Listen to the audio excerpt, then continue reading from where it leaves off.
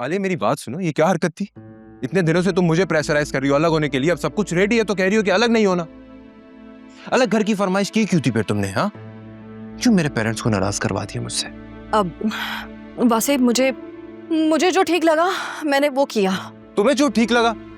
मेरी बात सुनो, इस रिश्ते में हम दोनों शामिल हैं। तुम्हें क्या ठीक लगता है वो मैटर नहीं करता है, हमें क्या ठीक लगता है वो इम्पोर्टेंट है। हाँ तो जो होना था वो हो गया ना, अब प्लीज जाने दें। जाने दें? क्या मतलब जाने दें?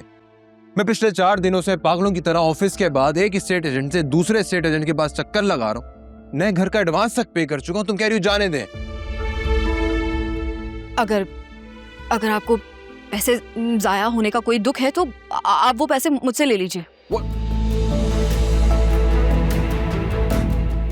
मम्मी ठीक ही कहती है, तुम्हें अपनी तालीम और जॉब पर बहुत गुरूर है, और मैं पैसों की नहीं अपनी वैल्यू की बात कर रहा हूं, जो तुमने आज साबित कर दिया है कि तुम्हारी नजर में मेरी कोई वैल्यू नहीं है। मेरे ही घर वालों के सामने मुझे जलील करके रख दिया तुमने।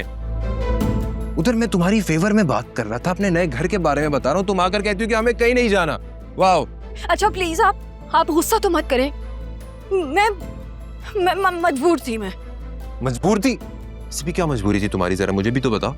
पिस्तौल रखी हुई थी किसी ने सर पे, या जान को खतरा था तुम्हारी? मुझे इस टॉपिक पर कोई बात नहीं करनी, ओके?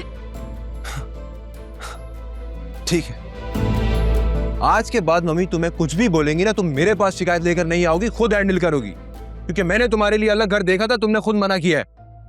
हाँ ठीक है, आप बेफिक्र रहिए, मैं कोई शिकवा नहीं करूंगी। और हाँ, मैं 2-4 दिन के लिए अम्मा के घर जाऊंगी, मुझे जरूरी काम है।